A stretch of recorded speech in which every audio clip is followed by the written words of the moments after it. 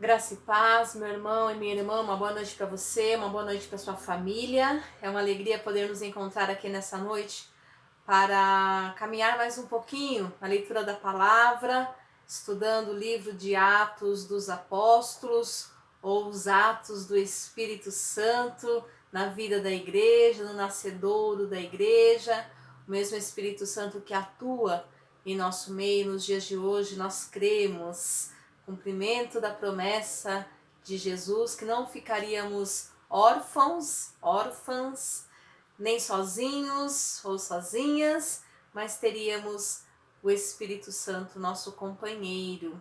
E nós vamos abrir hoje o texto que está no capítulo de número 9, hoje encerrando este capítulo com a história de dois personagens, duas pessoas que marcam a história da igreja, especificamente o ministério de Pedro. Então nós falamos um pouquinho sobre Estevão, fomos um pouquinho falar sobre Saulo, né, nas semanas anteriores, e hoje a gente retoma falando um pouquinho sobre Pedro, né? Então a igreja está se espalhando, a gente ouve um pouco o que está acontecendo aqui em Damasco, o que está acontecendo lá em Jerusalém, e hoje nós vamos ver esse trecho da história que conta para nós a cura, os milagres, né, que aconteceram na vida de Enéas e também na vida de Dorcas. Duas histórias belíssimas que nos inspiram e nos animam e fortalecem a nossa fé. Vamos então em Atos capítulo 9, a partir do versículo 32, a cura de Enéas. Passando Pedro por toda a parte, desceu também aos santos que habitavam em Lida. Encontrou ali certo homem chamado Enéas, que havia 8 anos jazia de cama, pois era paralítico. Disse-lhe Pedro: Enéas, Jesus Cristo te cura. Levanta-te e arruma o teu leito. Ele imediatamente se levantou. Viram-no todos os habitantes de Lida e Sarona, os quais se converteram ao Senhor. E ainda, versículo de número 36, Atos 9, 36, a ressurreição de Dorcas. Havia em Jope uma discípula por nome Tabita, nome este que traduzido quer dizer Dorcas. Era ela notável pelas boas obras e esmolas que fazia. Ora, aconteceu naqueles dias que ela adoeceu e veio a morrer. E depois de a lavarem, puseram-na no cenáculo. Como Lida era perto de Jope, ouvindo os discípulos que Pedro estava ali, enviaram-lhe 2 homens que lhe pedissem: não demores em vir ter conosco. Pedro atendeu e foi com eles. Tendo chegado, conduziram-no para o cenáculo, e todas as viúvas o cercaram chorando e mostrando-lhe túnicas e vestidos que Dorcas fizera enquanto estava com elas. Mas Pedro, tendo feito sair a todos, pondo-se de joelhos, orou e, voltando-se para o corpo, disse: Tabita, levanta-te. Ela abriu os olhos e, vendo a Pedro, sentou-se. Ele, dando-lhe a mão, levantou-a, e os discípulos, e chamando os santos, especialmente as viúvas, apresentou-a viva. Isso se tornou conhecido por toda Jope, e muitos creram no Senhor. Pedro ficou em Jope muitos dias, em casa de um curtidor chamado Simão. Amém? Vamos ter uma palavra de oração?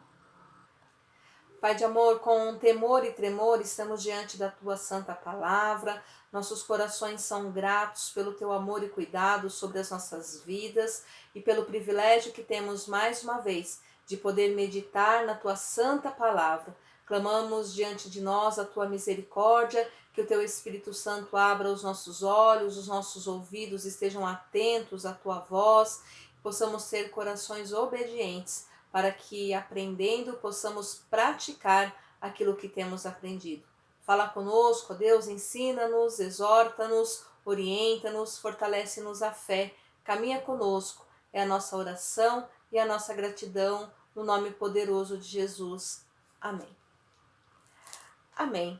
Meu irmão e minha irmã, nós temos esses dois relatos bastante interessantes, porque Lucas, né, o escritor do livro de Atos, ele faz questão de contemplar as pessoas que de alguma forma eram excluídas da sociedade da época. Então nós vamos ver aqui especialmente que ele vai colocar a cura de um homem que estava há 8 anos de cama, ele era paralítico, possivelmente ele se tornou paralítico por conta de uma enfermidade ou de algum acidente, não tem aqui essa explicação, ok? Mas ele não nasceu paralítico, porque fala assim que ele era um homem adulto e fazia somente 8 anos que ele estava sobre uma cama. Talvez isso seja até um agravante, porque quando a pessoa nasce com aquela enfermidade, com aquela dificuldade ou com aquela limitação física, vai fazer com que ela aprenda a viver daquela forma, porque é a única forma que ela sabe viver. Mas quando uma pessoa nasce em condições diferentes, e nasceu e cresceu e correu e andou e trabalhou, e de repente essa pessoa fica enferma e vai para uma cama, né? Fica de cama, paralítica, é uma situação muito complicada, porque esse homem, ele sabia o que era andar, o que era se locomover, e agora ele está acamado e já faz ali 8 anos que ele está sobre uma cama. E aí o texto mostra para nós que Pedro, né, estava passando ali por essa região, estava vindo de Lida, né? Se nós pegarmos o mapa, a gente vai ver que são 3 cidades, uma do lado da outra. Nós temos Jerusalém, do lado um pouquinho para cima a gente tem Lida e do lado um pouquinho para cima a gente tem Jope. Então as 3 cidades estão próximas uma da outra. E aí a gente vê o texto bíblico mostrando para nós mais um detalhe, um exemplo, né, um testemunho do crescimento da igreja, dessa igreja que está se movendo, uma igreja que está crescendo e está se movendo. Não é uma igreja parada que fincou raiz num lugar ou que fincou ali as suas estacas, né, agora está firme neste lugar. Não, ela é uma igreja em movimento. Então nós vamos nos lembrar mais uma vez lá no capítulo 8, né, nos primeiros versículos do capítulo 8, vai dizer para nós assim, que a igreja sofre grande perseguição e todos vão ser dispersos pelas regiões da Judéia e Samaria. Essa região onde ficam essas 3 cidades é a região da Judéia. Então nessa região, todas essas cidadezinhas menores, vilarejos que ali existiam, os discípulos estavam ali então fugindo do medo, né, de serem presos. Até agora já passou esse medo por conta de Saulo, mas ainda há outros perseguidores da igreja. Então nesse momento que a igreja está se espalhando, à medida que ela vai chegando, o evangelho vai sendo anunciado, né? Então nós vemos esse anúncio do evangelho que vai chegando em todas as cidades. Pedro, diz o texto para nós que Pedro ele desceu também aos santos que habitavam em Lida. Então vamos pensar assim, o grupo foi disperso, os cristãos, né, ali no comecinho, no capítulo 8, versículo 1, a igreja é dispersa com medo de Saulo. Agora Saulo se converte, como nós vemos no capítulo 9, Saulo começa então a ser um grande pregador do evangelho, mas aqueles discípulos que foram dispersos e os apóstolos continuam também a missão. Então a missão está sendo contada em lugares diferentes, mas ela continua acontecendo. E o que a gente precisa perceber é que, assim, de alguma forma, Pedro resolve se encontrar com os outros discípulos, aqueles que foram dispersos, talvez ali por um momento de pastoral, para um momento de cuidado, para um momento de saber como é que vocês estão. Olha, né, naquele momento, naquele acontecimento, todo mundo meio que fugiu. E agora, como é que vocês estão? Vocês estão firmes na fé? Continuam perseverantes? Como é que vocês estão? Então, Pedro, ele faz isso, ele vai, né, por toda parte, e desceu também aos santos que habitavam em Lida. Ou seja, nós já falamos, mas vale repetir, santo, na nossa concepção, como igreja metodista, é aquele que é separado para. Então, você, meu irmão e minha irmã, que crê no Senhor Jesus, que faz do Senhor, o teu Salvador, o teu único Deus, você que é cheio do Espírito Santo, você então é uma pessoa santa, você é separada para Deus. Ou seja, tudo que você faz, o que você vive, deve ser para o Senhor. Então, quando nós vemos aqui que Pedro desceu para os santos, né? Desceu também aos santos que habitavam em Lida. Então aqui são pessoas que já fixaram residência, né? Depois que eles fugiram de Jerusalém, fixaram residência nas cidadezinhas vizinhas. Então ele vai para aqueles que estão morando na cidade de Lida, que são os santos, são pessoas separadas para Deus. Eu e você precisamos ter essa concepção de saber que nós estamos no mundo, mas não somos do mundo. Nós somos de Jesus, né? Tem muitos louvores que a gente canta, né? Eu sou do Senhor, né? Tem um cântico de criança, eu sempre lembro dos cânticos de criança que são muito pedagógicos, muito educativos, né? Que fala assim que eu sou do Senhor e o Senhor é meu, né? O meu Senhor, o meu Salvador. Então, nós precisamos ter essa concepção. Nós somos do Senhor. E em sendo do Senhor, a nossa vida precisa ser uma vida que demonstre a presença do Senhor, que demonstre que nós somos Ele. Uma vida de santidade, ok? Então, Pedro, ele desce aos santos que habitavam em Lida. A viagem missionária de Pedro, né, com sinais milagrosos, porque ele vai visitar, mas ele não vai só tomar um cafezinho, ele vai, ele ora, ele compartilha a palavra, ele realiza curas, e Pedro ainda deixa muito claro, desde o começo, Pedro sempre vai deixar muito claro que aquilo que ele faz em nome do Senhor. Isso é muito claro, que o nome que está sendo exaltado é o nome de Jesus. Nós vamos nos lembrar que Pedro vai declarar assim que não há nenhum outro nome dado entre os homens pelo qual importa que sejamos salvos. Então ele exalta, Pedro ele tem essa clareza da necessidade de exaltar, engrandecer, glorificar o nome poderoso de Jesus. Então todos os atos dele, as pessoas que se convertem, as curas, ele deixa claro, não é no nosso poder, mas é pelo nome de Jesus. E aqui mais uma vez nós vemos isso, né? A viagem missionária com sinais milagrosos prova mais uma vez que a igreja mãe que está em Jerusalém está começando a atravessar fronteiras. Então aqueles milagres que ele havia feito ali em Jerusalém, agora ele está fazendo em outras cidades. A igreja está atravessando as fronteiras geográficas espontaneamente e também acompanhada pelo movimento do Espírito Santo por toda parte. Então o Espírito Santo ele vai conduzindo. É um movimento que não é propriamente planejado por Pedro.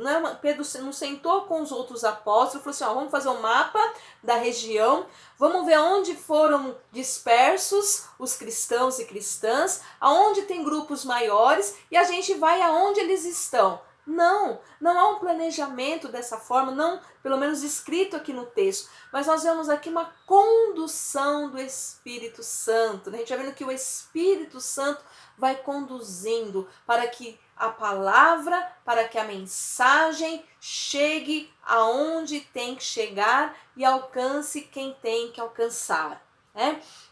Então rompe fronteiras geográficas movida pelo Espírito Santo, né? É o começo da missão para aquelas pessoas que não são os judeus, né? Ou não são mais exclusivo para os judeus, mas agora alcançando outras pessoas. E a gente vai ver, né, quando a gente chegar lá no capítulo 10, a importância que vai ter no ministério, na vida de Pedro, né? Falar para o não judeu, para Pedro, não foi nada fácil, mas ele está indo passo a passo, um passo de cada vez, como eu costumo dizer na comunidade, um passo de cada vez, né? Então a missão é movimento, não é parada, não é dentro de um único lugar, mas ela é movimento, ela é jornada, ela é viagem, ela é caminhada, ela é transpor barreiras, é algo que vai acontecendo à medida que a história vai acontecendo, tá certo?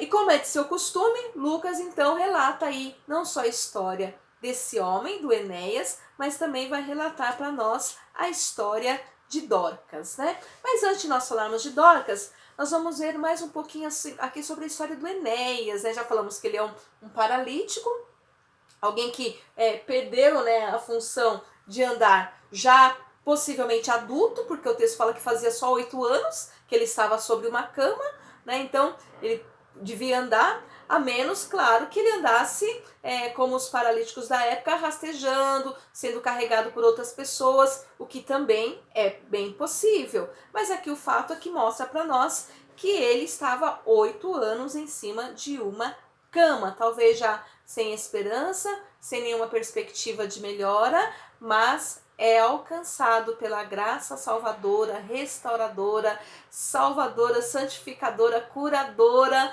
milagrosa do Senhor Jesus, né?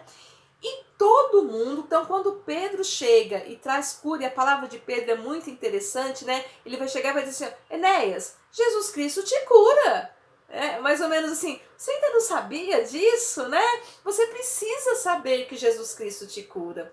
E é muito interessante isso, que nós precisamos aprender a olhar para o texto dessa maneira e olhar para as nossas vidas dessa maneira. Jesus Cristo te cura hoje, meu irmão e minha irmã. Jesus Cristo te salva. Jesus Cristo te transforma. Jesus Cristo te perdoa. O mesmo Jesus Cristo que agia lá no Atos dos Apóstolos é o Jesus Cristo que age hoje ainda no nosso meio, pelo poder do Espírito Santo de Deus. Então, Jesus Cristo te cura, Enéas. Jesus Cristo te cura, né? Levanta, arruma o teu leito. E o que acontece? Enéas foi obediente.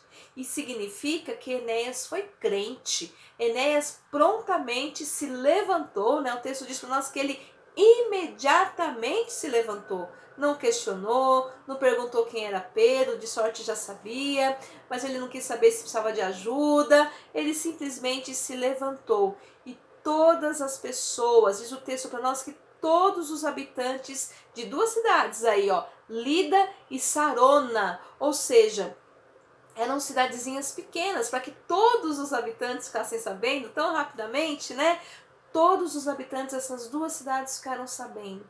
E quando essas pessoas ouvem o testemunho, ouvem aquilo que Deus fez, aquilo que Jesus operou, há uma conversão maciça. O texto diz para nós que a cidade inteira, né, as quais se converteram ao Senhor, as 2 cidades se converteram, Lida e Sarona, 2 cidades que se convertem ao Senhor. Portanto, meu irmão e minha irmã, não deixe de contar e de testemunhar aquilo que Deus tem feito em sua vida, porque o testemunho ele edifica e por meio do teu testemunho vidas poderão se converter ao Senhor. Amém? Que bênção, né? E aí nós vamos então, já encerrando aqui, né, o resultado dos atos de compaixão de Pedro por aquela vida desconhecida. Então não foi pouco, né? Parece que houve conversões em massa, né? O texto mostra para nós, né? É a obra missionária holística e comunitária que alcança todas as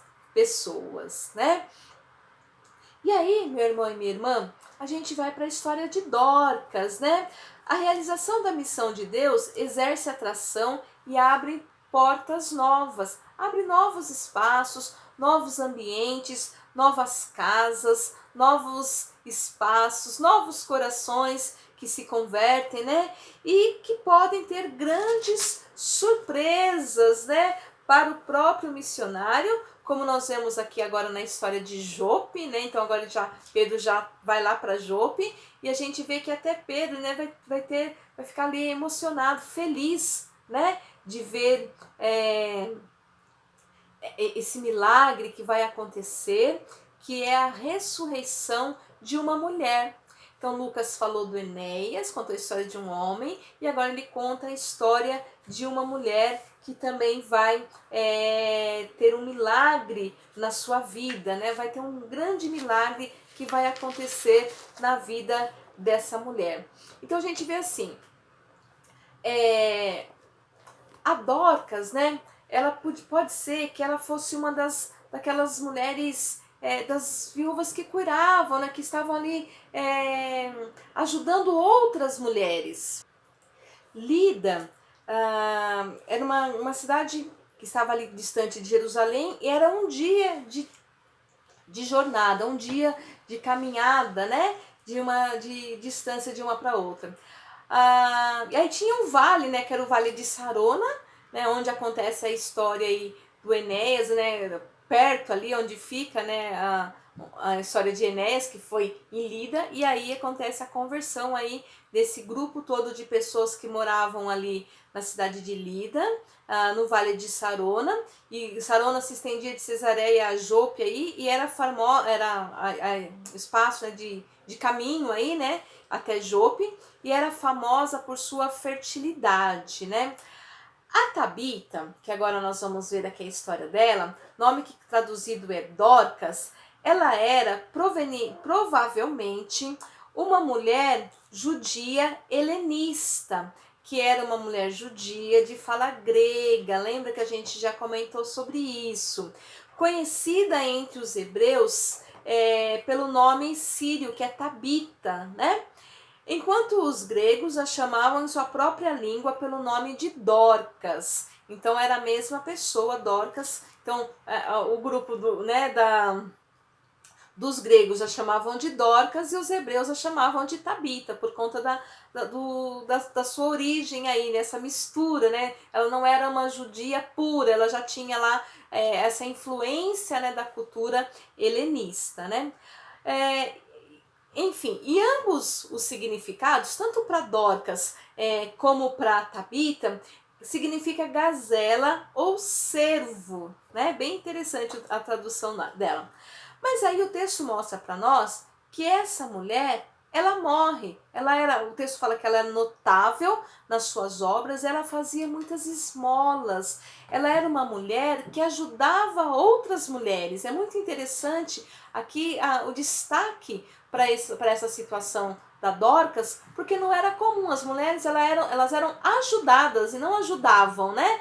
Mas ela tinha uma condição de ser ajudadora. Ela ajudava ela tinha ali a sua empresa, né, de tecidos ali, de curtição, né, de curtir couro, né, de pôr cor nos tecidos, enfim, ela trabalhava com esse material de produção mesmo, né, de tecidos e de produzir.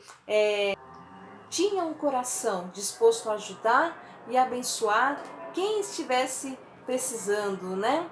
Então, enviaram-lhe, no versículo 38 aí, né?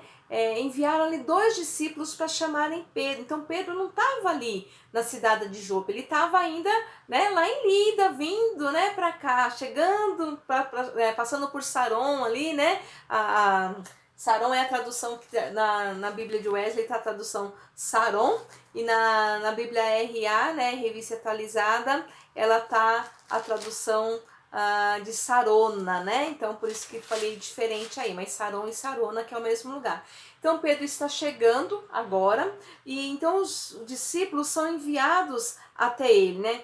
Provavelmente nenhum daqueles que estavam em Jope possuía um dom de operar milagres, porque houve a necessidade de chamar Pedro. Então vamos chamar Pedro, né? Porque ela morreu, e agora? Então ouviu-se a morte dela, mas ficou sabendo que Pedro está lá. Então há uma esperança. Então quando há alguém que está fazendo e agindo em nome de Jesus, há esperança, né? Então eles também não se tem certeza se Pedro se eles estavam esperando que Pedro fizesse algum milagre ou se simplesmente estavam ali avisando a Pedro, né? Então fica aí a situação. O fato é que eles mandam chamar Pedro. Certamente, se não esperando por um milagre, teriam ali o consolo e o conforto de estar junto com um dos apóstolos nesse momento de dor e de tristeza, né? Então, assim, pouquinho antes da sua morte, né? Aliás, Pedro vai ter com eles, só que quando chega lá, ela já havia morrido, ela já estava morta. E aí as mulheres que eram ajudadas por ela vão lá e vão mostrar para Pedro os seus vestidos, as suas túnicas, e isso representa para elas um cuidado. Então é mais ou menos assim, a pessoa que cuidava de nós, a pessoa que caminhava com a gente, que nos ajudava, que era aí o nosso reforço, a nossa segurança, morreu. Em outras palavras, com a morte de Dorcas, o que vai ser de nós agora? Porque nós estávamos ali confiando nela, né? Ela nos ajudava, ela era a pessoa que estava caminhando com a gente. E agora, o que vai ser de nós, né? Então elas vão apresentar ali para Pedro essas roupas, esses vestidos. Então Pedro, quando olha para elas, ele manda todo mundo sair. Ele manda que todos saiam, né? Para que ele tivesse uma melhor oportunidade, né? De intimidade com Deus. Porque o texto mostra para nós que Pedro, então, vai orar, né? Pedro mandou que todos saíssem, ajoelhou-se e orou. E depois dessa oração, a gente não tem aqui o que está escrito na oração, né, descrita, mas diz assim que ele acabou de orar, ele disse: Tabita, levanta-te, né? Tabita-te, levanta-te. Então ela abriu os olhos e vendo a Pedro, ela se sentou. Quem podia imaginar a surpresa, né? Diante dessa ressurreição? Porque os casos de ressurreição não eram comuns. Tanto que quando Jesus ressuscita, é um grande acontecimento. E a partir de Jesus, então, a gente começa a ter aí outros casos, né?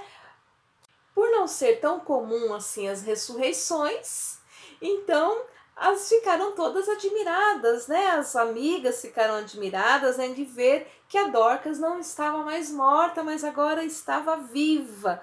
Certamente houve razão para grande festa, né? Não somente por causa deles mesmos e dos pobres, mas pela confirmação do Evangelho. Então, por meio disso, muitas pessoas vão crer, né? O texto mostra para nós assim que isso se tornou conhecido em toda a cidade de Jope e muitos creram no Senhor. Então foi um grande acontecimento que serviu para que muitas pessoas pudessem conhecer Jesus, ouvir falar de Jesus e se converter a Jesus. Para Dorcas foi motivo de resignação, ser chamada de volta para tais cenas da vida, né? Então ela voltou, né? Agora Dorcas está viva, não está mais morta, né? Mas sem dúvida seus dias restantes foram gastos de maneira ainda mais zelosa. Creio que com mais alegria, mais prazer, mais satisfação ainda, Dorcas continua servindo a Deus verdadeiramente, né? Continua adorando a Deus por meio aí de todo zelo e cuidado no serviço de Deus, no serviço do Salvador, né? De modo que havia ainda maior galardão para ela nos céus. Então, Dorca, ela estava ali juntando um grande tesouro no céu, um grande galardão pela sua obra de amor, pela sua obra de misericórdia, pelo seu cuidado para com as pessoas necessitadas. Portanto, meu irmão e minha irmã, que nós possamos nos lembrar dessas duas situações, situações de milagres, situações onde o poder de Deus operou de forma maravilhosa, poderosa, testemunho onde muitas pessoas se converteram ao Senhor, né? E muitas pessoas receberam, né, o cuidado sobre a vida delas por meio desse amor, desse cuidado que Dorcas tinha. Então que nós possamos perseverar, que possamos nos lembrar que às vezes passam anos, né, e a gente está lutando com uma situação achando que não há mais esperança, mas quando o nome de Jesus é colocado, a esperança e a história se transforma. Foi o que aconteceu com Enéas. E quando a gente acha que não tem mais jeito, que tudo se acabou, e o nome de Jesus e a oração, né? A gente vê aqui o poder da oração, o joelho no chão, que Pedro bota o joelho no chão e ora e a vida retorna, né? A ressurreição acontece. Aquilo que era impossível acontece. Grande milagre, né? Que a gente possa aprender o poder da oração, o poder que há no nome de Jesus e que nós possamos olhar para a vida de Dorcas e sermos homens e mulheres zelosos, misericordiosos, que ajudam o próximo, que estende a mão com misericórdia, né, para ajudar aquele e aquela que necessita. Que Deus abençoe sua vida, que você tenha uma boa noite. Nós vamos orar nesse momento e a semana que vem nós vamos ter um tempo diferenciado aí de estudo, que nós estamos nos aproximando de um tempo muito especial chamado Tempo do Advento, e a gente vai conversar um pouquinho sobre esse tempo, tá bom? Que Deus abençoe sua vida, meu irmão e minha irmã. Vamos orar? Deus, nós te damos graças nessa noite pela alegria e privilégio que temos de estar diante da tua palavra, na tua santa presença, meditando, aprendendo. Queremos clamar que o teu Espírito Santo continue falando conosco, nos ensinando, nos orientando, ó Pai, para que possamos em todo o tempo testemunharmos o teu amor e de tua graça, para que muitas pessoas possam se converter a ti, como foi o caso dessas cidades que vimos no estudo de hoje. Ajuda-nos, Senhor, caminha conosco, abençoe cada vida, cada lar, cada família, abençoe com saúde e paz. Tem misericórdia, Senhor, dos enfermos, tem misericórdia, Senhor, daqueles que estão sofrendo ainda com a Covid, tem misericórdia do nosso país, tem misericórdia do nosso mundo. Ó Pai, tem misericórdia do teu povo. Senhor, abençoe as pessoas que têm outras enfermidades. Cuida de cada irmão e irmã, alcança cada um e cada uma com teu cuidado, com a tua cura. Senhor, nós cremos que há poder no nome de Jesus. E nós clamamos em nome de Jesus, o nome poderoso de Jesus. Vem com cura, vem com transformação, ó Pai.